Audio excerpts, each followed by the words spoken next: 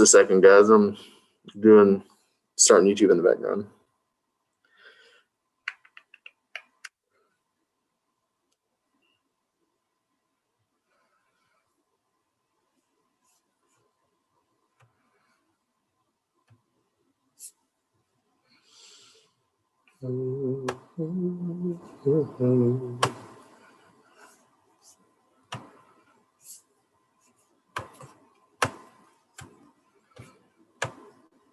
These are the Tuesday, Thursday class, right? So, great. Okay, so when you go to your lecture videos, you're going to see two different 3.5s. One's going to have like the full lecture from my class yesterday. And so if you want to see like the beginning part to this, it's in that other one. But if you want to start here and go forward, that's fine as well. Whatever. Not a big deal. But we've got to talk about the math language we have going on here. So look, as x is getting closer and closer to 4, look at this y value.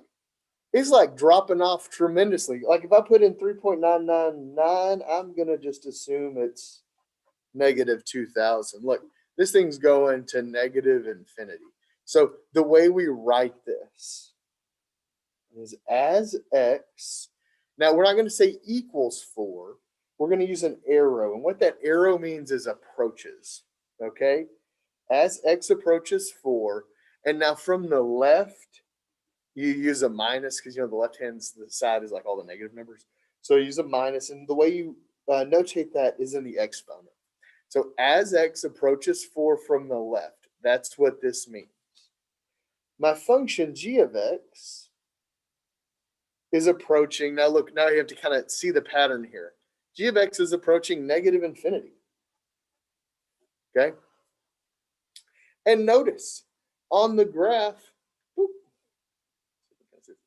that's what's happening. Look, look, as this graph is getting closer and closer and closer to 4 here, the graph is just dropping out forever, okay? And it'll go forever to negative infinity. And the closer and closer it gets to 4, it's going to go forever to negative infinity. Kind of neat, okay? Now let's show that on the other side. So now remember, we've got to creep up on 4 from the left, and we also have to do it from the right. Now on the right, we're going to use a plus sign, okay? And when we get down to the language. So let's go from the right. There's probably some symmetry. Now the right of 4, so for 4 we start at 0. So let's start at 9. Why not? No, at 8, and then 6. We'll do 5. Wait, do 6, 5, and then we do 4.5, 4.1, and 4.01. Okay. And again, I've already got this logged in my calculator. I'm going to do second table. And if you scroll down, you'll get to 8. 8, we're at 0.5. Oh, that's some beautiful symmetry there. 6, we're at 1. Oh, it's not another. 6, we're at 1. 5, we're at 2. I'm going to kind of probably almost assume what 4.5 is, but let's check to see. Calculate 4.5. We're at 4. Oh, man, yeah. At 4.1, we're at 20. So I'm going to assume this is going to be 200. And this is going to be 4.001 was going to be 2,000. So it's different, though. Look, as we're approaching 4 from the right, we're headed to positive infinity. Okay, so let's write that down. As x approaches 4 from the right, right? So from the left is how we notate it here, from the right over here. G of x is headed to positive infinity this time. Now, this is called diverging. Look, when you have this on your graph, this line is diverging. Look, it's going down forever. It's going up forever. The term for that is diverging. We'll see the next example I'm going to show you there. It's going to converge instead of diverge. It's just a different looking example. Okay? Different looking example. Excuse me. Okay? Questions? Comments, guys? Make sense? Not too bad. Not too crazy. Not too crazy. Okay. And again, on the graph, you guys can see it down up. Not a big deal. Okay, so let's see. This is actually this is called a vertical asymptote. We can talk about that, I guess. It's not an elephant in the room. 1, 2, 3, 4.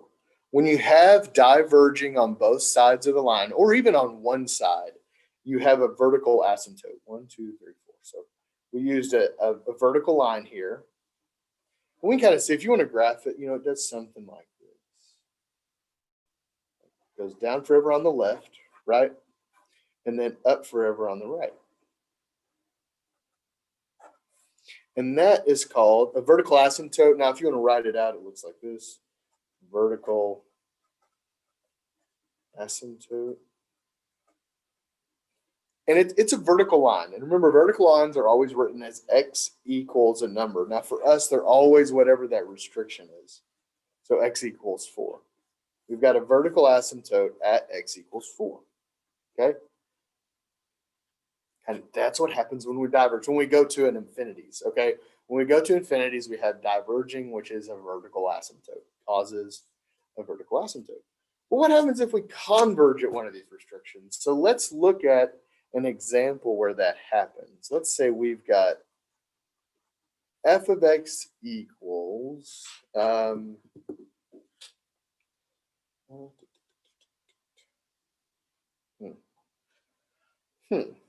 let's say we've got x squared minus 2x over x. Okay, this one's a little different than the one I did yesterday in the lecture, which is perfectly okay. So now, again, if I ask you, we're always going to start with the domain for this question. When you see one of these, I need your brain to think, hey, we got x's down there. We might have some really messed up stuff going on in that domain, okay?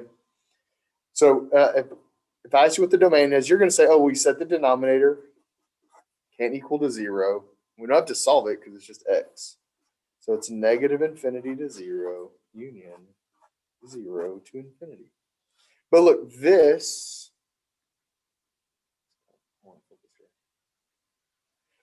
is our restriction now, right?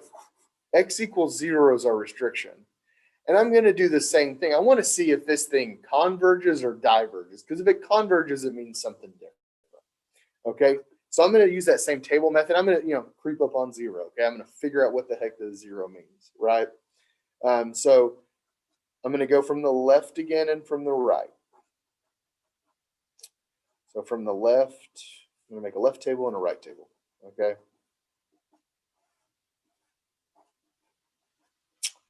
The left is 0. Let's just do like -2, -1, -0.5, -0.01. Oh, wait, no.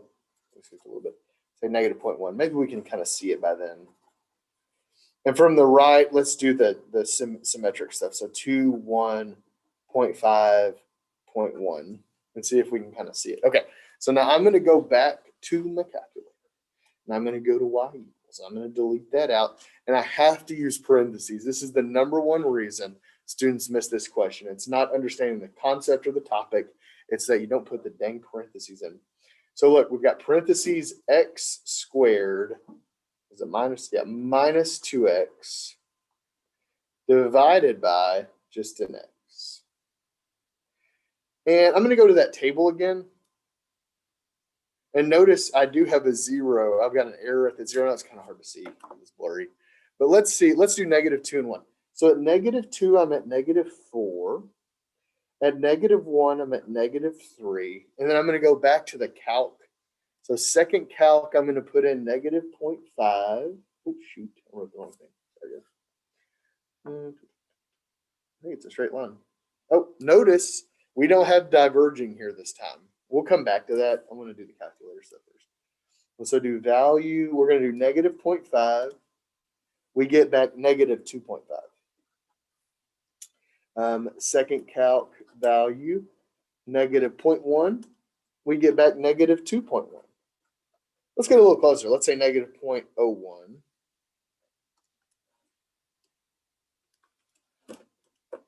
We get -2.01. Now notice this time my y value is not shooting off to an infinity, right? It's not going to like negative infinity or positive infinity. Instead, as x is getting closer and closer to 0, it looks as though this number is getting closer and closer to 2, right? Look, -2. -3, -4, -3, -2.5, -2.1, -2.01. Now notice then we'll have -2.001. So yeah, look, as x is headed to 0 from the left, okay? F of x here is headed towards -2. It's not going to get to -2. That's the way restrictions work, okay? We're not going to put an equal sign there. Kind of neat. Okay, so now let's go from the right. So I'm going to go back to that table. On the right, so for 2, I've got 0. Found an intercept there. At 3, at 1, we're at -1. And then at 0.5, we're at -1.5. At 0.1, we're at -1.9. Let's get a little closer. So second calc value 0.01. I'm at -1.99. Again, look, we're getting closer and closer to -2. Like as x is getting closer and closer to 0, 2, 1.5, 0.1, 0.01. And if we put in 0.001, you're going to get -1.999. Okay. The f of x, the y value is getting closer and closer to -2. So I'm going to write that down here. As x is approaching 0 from the right, look, we're headed to the same exact thing. This is called converging. Okay, and it makes sense. It's converging to the same y value, right? It makes logical, grammatical sense. Okay, we're converging to the same value. So what we have here, we actually have a hole. Okay, so it's kind of goofy. If you're going to graph this, we have a hole at 0, and then where it converges to 0, -2. There's a hole on this line. And now, if you want to graph this line, I mean, you could just choose some numbers out. That's fine. It actually comes from simplifying this equation. And holes occur whenever you simplify an equation and the denominator cancels out. I could use green. That'll work.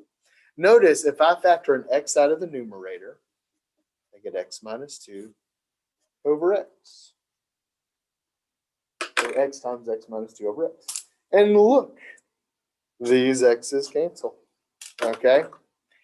That is the indicator that we have a hole. If we go back to the last example, the 2 over x minus 4, look, notice this is not, x minus 4 is not canceling with 2, okay? There's no way this cancels. That's the indicator that it's a vertical asymptote. And what's nice is we don't have to make these tables every time. And I'll show you the shortcut way. It's just that the math gods will come down and haunt me tonight if I don't tell you the long way to do this. Sorry. And if you do want to go on to business cal or calculus, you have to understand this concept actually. So if your plan is to go on to you're getting the ASB and you're wanting to go into business cal, or if you're wanting to go on to a STEM degree, you're going to have to take more math. This concept actually is going to go a lot deeper with approaching values. Okay, so let's see what this looks like. Now, what's nice is we can just graph x minus 2. But before we graph x minus 2, we're going to plot that hole. We've got a hole at 0, -2. We got a hole right there, okay? 0, -2 is a hole. Now look, if it was x minus 2, it's a straight line with a slope of 1. So we start at -2, we go up 1 over 1, which we know that. At +1, we were at -1, right? And at +2, we were at 0. At -2, we're at -3. Or -1, we're at -3, right? Yeah, and at -2, we're at -4. So it looks something like that. Now you'll notice on the graph, now, hold on, let me go back to this graph. You'll notice on this graph, you can't see a hole there, right? But it's there. And actually, there's a little bitty gap. If we get really close on those, yeah, I can do that. There is a little bitty gap there, but on paper, though, there's going to be a hole right at that value. So instead of an asymptote, because it canceled, it creates a hole. Kind of neat. Now, those are the two things that can happen at restrictions. Okay. We either have a hole or we have a vertical asymptote. Can't have anything else. So if we have restrictions on our domain, we have a hole or we have a vertical asymptote. Kind of neat, okay? So I'm going to give you another example, and we're going to find these. Actually, this example I believe is going to have both. So let's say, and I'm going to use this example like moving forward for another topic as well. So f of x equals, let's do x minus 2 up top and x squared minus 4 on bottom. So, and I'll work through this one with you. So I'm going to ask you what's the domain.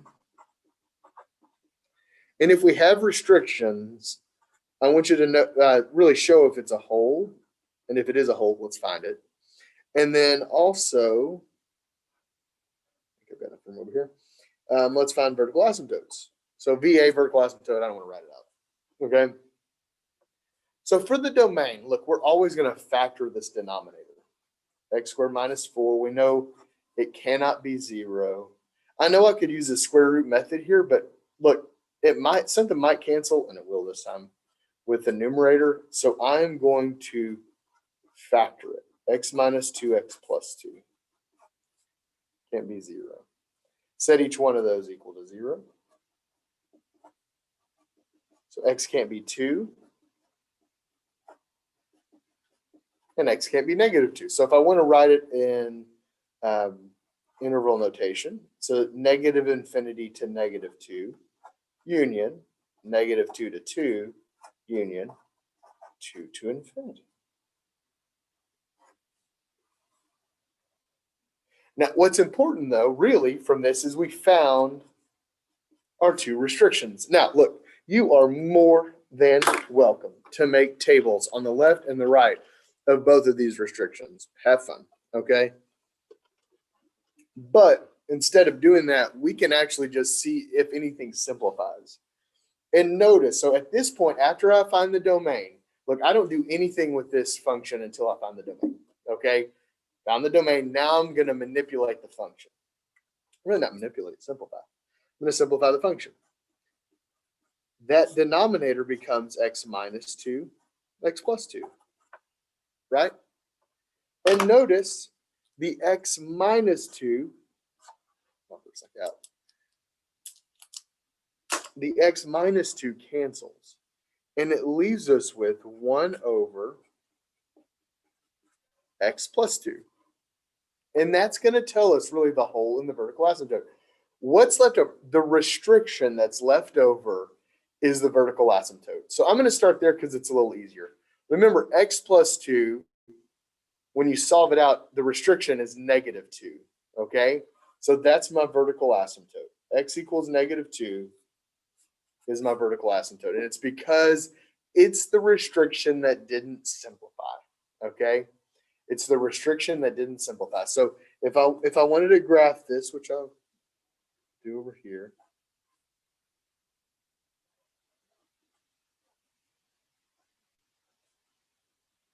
I know I've got a vertical asymptote right there at x equals negative 2.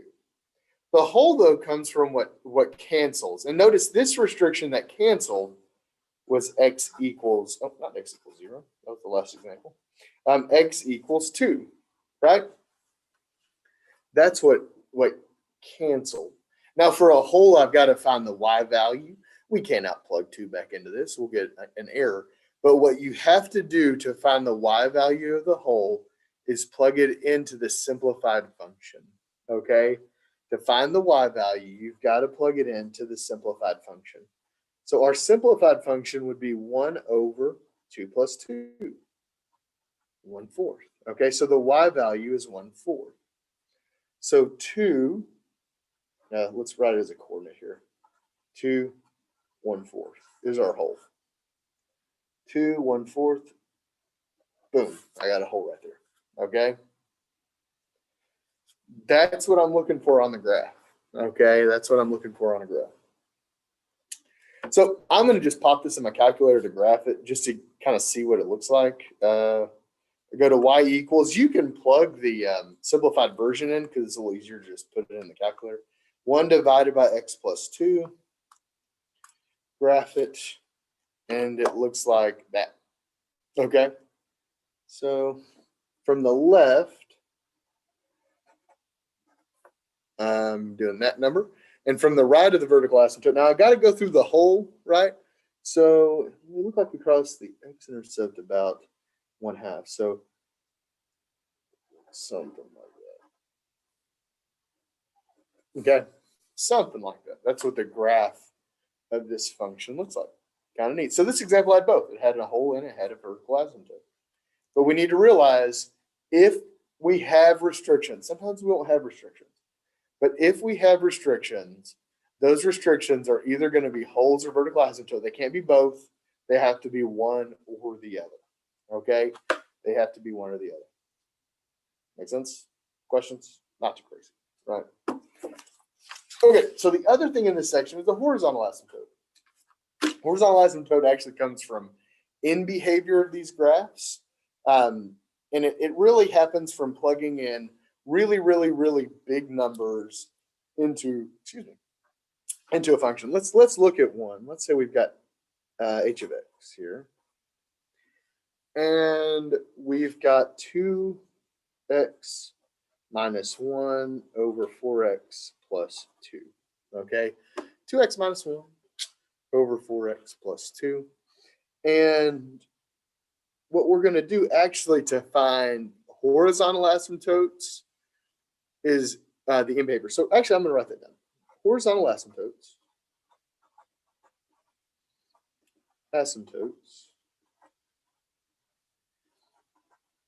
come from the end behavior of rational functions. Okay? And it's kind of neat how they happen. Now, I'm only going to do one table here for this. I'm going to show you the shortcut way so we don't have to come back to it. But just to kind of show you the in behavior, let's say we're going to the right for this one. For in behavior, you're going to plug in huge numbers for x. So like 10, 100, 1,000. We'll kind of see probably what's happening by then. But I'm going to go back to my calculator. Now, look, I'll tell you, the big numbers, the calc button doesn't like that. So I'm just going to have to plug it in by hand. So I'm going to say by hand using the calculator. 2 times 10 minus 1 divided by 4 times 10 plus 2. You wind up with 0.4. Let's do 3 decimals. 0.45. Let's do 4 decimals. 24. Right, yeah. Now let's plug in 100. So 2 times 100 minus 1 divided by 4 times 100 plus 2. Oh, shoot. I didn't put that in right. 100 plus 2.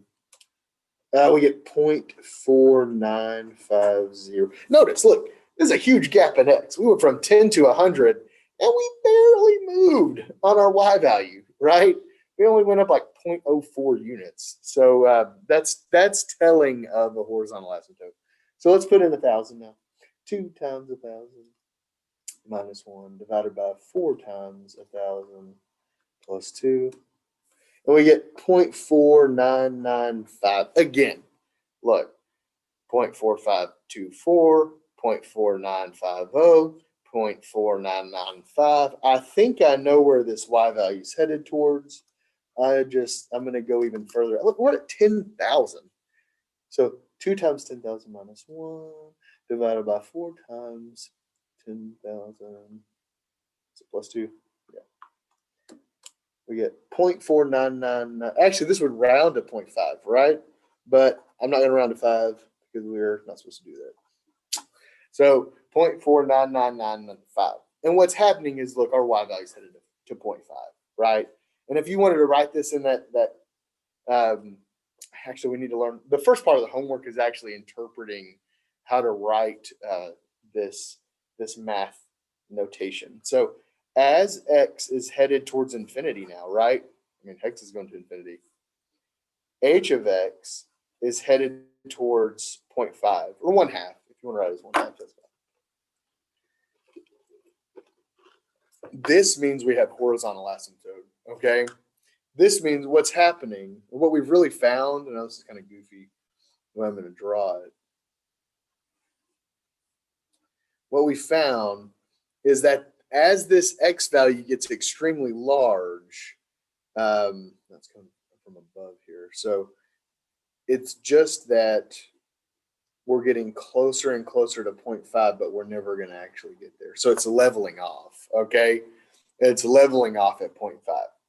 Kind of neat, okay? Kind of neat. That's a horizontal asymptote. Now I'm going to show you like the quick way to do this and where it's coming from. So what's happening is x values get large. This degree term, these 2 degree terms are really what take over, okay?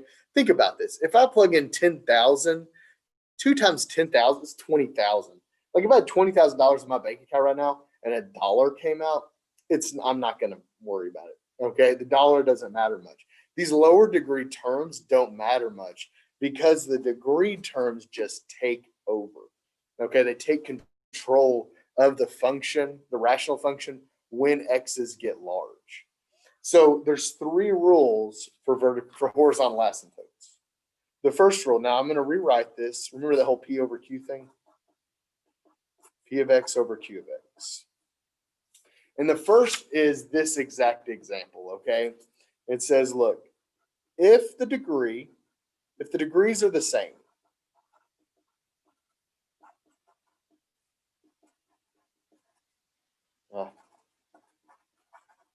if the degrees are the same for P of x and Q of x, if the degrees are the same for P of x and Q of x, turns out we've got a horizontal asymptote at the ratios of the leading coefficients.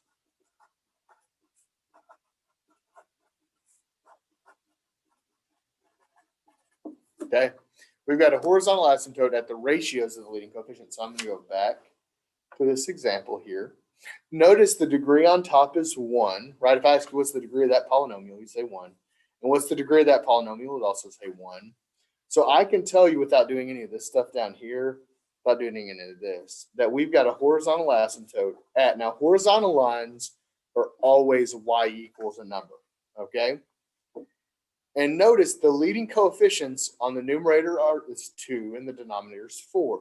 So the ratio of those would be 2 over 4. That's 1/2. Hey, that's what we found. Okay. So you don't have to go through this process, just like you don't have to go through the table process for the other ones. If the degrees are the same, which happened for this example, if the degrees are the same, you wind up with a horizontal asymptote at y equals 1/2. I'm sorry, y equals the ratio of the leading coefficients. 2 over 4 simplifies to 1/2. Okay. Now, if the degree is larger on bottom, if degree of Q of x is larger than P of x, we've got a horizontal asymptote at y equals 0. Okay. If the degree of the polynomial is larger on the bottom, we have a horizontal asymptote at y equals 0. And what's actually happening is the degree, if it's larger on bottom, the numerator is just blowing up, right? It's getting huge where the numerator is staying small. So you get numbers like 1 over 100, 1 over 1,000, 1 over 1,000,000.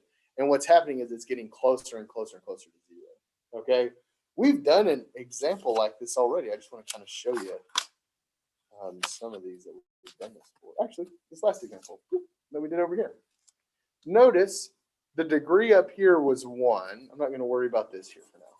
Okay. If I go back to this one, the degree on top is 1 and the degree on bottom is 2. So the degree for this function is larger on bottom. And what it created was a horizontal asymptote right here at y equals 0. Right? We've got a horizontal asymptote at y equals 0. And also a vertical asymptote from the restriction at x equals, what is this, -2. Okay? Kind of neat. So we have this horizontal asymptote right here because the degree on it was larger on the bottom. I know. Pretty nifty. Now, what if the degree on top is larger?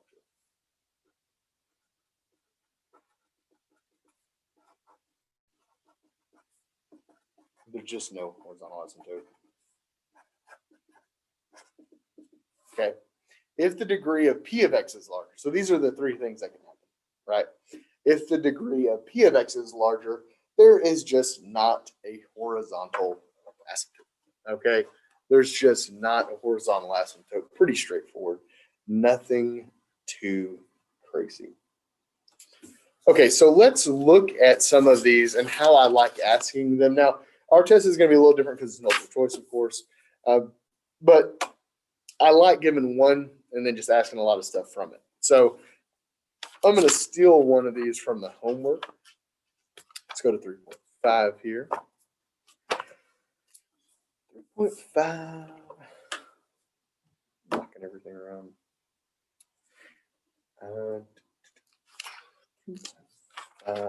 Let's say number.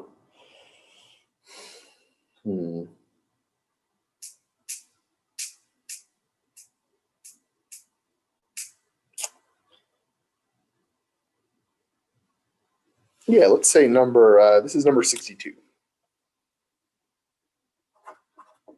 on page 407.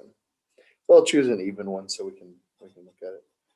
F of x equals. We've got 4x over. Oh, 4x squared. My bad. Over x squared minus 9. So I'm going to ask you a few things. Actually, at first, I want you to start with the domain. Find the domain. And then for part B, I'm going to ask you, you'll see we've got restrictions on this domain. So is the restriction or restrictions a whole? Or are they vertical asymptotes? And then I'm going to ask you to find, actually, if we have to simplify this, let's put it in here. Let's find if this thing has a horizontal asymptote. And then lastly, we're going to do kind of just a quick sketch. So I want you to try this without me first and just see how far you can get. I'll give you a few minutes. There's no rush at all.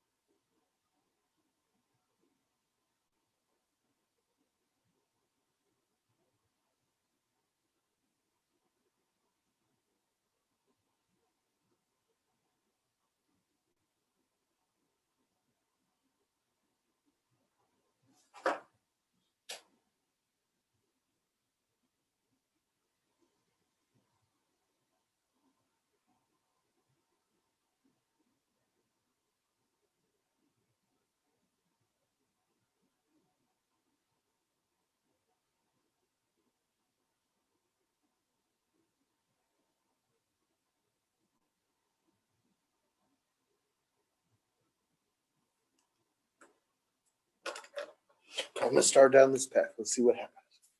So domain, we know that x squared minus 9 can't be 0. So that's x minus 3x plus 3. We factor it. X minus 3x plus 3. Look, I'm going to be a little lazy here. That means x can't be 3, right? And x can't be negative 3. Those are our two restrictions. Now, for answering purposes, we've got to write this as an interval. Negative infinity to negative 3, union, negative 3 to 3. Oh, I'm going to run union 3 to 3. Okay. Now, look, the question, though, is, are these holes or are they vertical asymptotes? Or is one a hole, one a vertical asymptote? So we've got to go back up here and see if we can simplify anything. So we get 4x squared over x minus 3, x plus 3. And notice nothing simplifies from the numerator, right? So therefore, we don't have a hole. It's got to cancel out. So both of these are going to be vertical asymptotes. We've got two vertical asymptotes.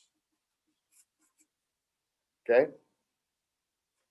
And now we've got horizontal. Now look, we got the same exact degree on top and bottom, 2 and 2. So therefore, we've got a horizontal asymptote at the ratio of the leading coefficient, so 4 over 1. So I'm going to just write it as 4. We've got a horizontal asymptote at 4 because those degrees were the same. So if we did kind of a quick sketch, nothing perfect, just what we know. 4, negative 3, okay, so.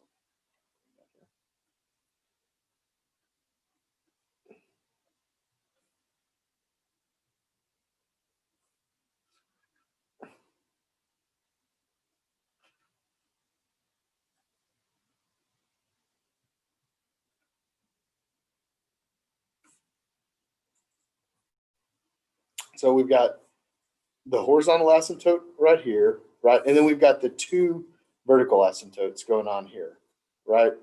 At negative 3 and 3 and the horizontal at positive 4. Now, just because I'm going to be lazy, I'm going to pop in my calculator and just kind of see what the graph looks like. So again, I'm going to make sure to use parentheses. X squared minus 9, graph it. See what happens. Oh, so you notice it goes up and then it kind of makes a frowny face and it looks like a little quadratic, right? And then it goes over. So it's doing this, it's going up like that. And then it's the origin there. Oh, there's symmetry going on. We've got y-axis symmetry. Looks pretty neat. Ooh. Now look, guys, the book does ask you about symmetry. I'm not worried about that. You're not going to see it on the test, okay? But this does have y-axis symmetry. Remember that even symmetry that you flip it over the y-axis? I'm not worried about that. Your book, in the homework it does, you don't have to answer that part. And I'm not worried if you do that or not, okay? But it is brought up in the textbook. Okay. Questions? You guys got it? Okay, make sure to hit this homework. Look, there's a lot of types of questions that I can't fit into an entire lecture. So you've got to hit this homework. Now, the book also goes over slant asymptotes. That's not in our topics to cover. So for homework, and if you see slant asymptote, just skip over it. But for homework, it's on page 406, 1 through 43, and then I want you to skip over and do 57 through 79. And I'll tell you, this last group right there, all these are odd, by the way, odd. This last group, it tells you to follow the 7 steps on page 399 to graph. Look, I want you to do what we were doing. I want you to find the domain, find the whole vertical asymptote if there is one, or 2. Find the horizontal asymptote if there is one, and then just do a quick sketch. It doesn't have to be perfect, okay? We're going to be doing multiple choice questions, okay? It does not have to be perfect. Okay. Questions. So now remember, today, again, is 10/22. It's Thursday. Your test is due today at 11:59, test 3. So make sure to get that done before the due date, okay? I think that's it. Have a good weekend.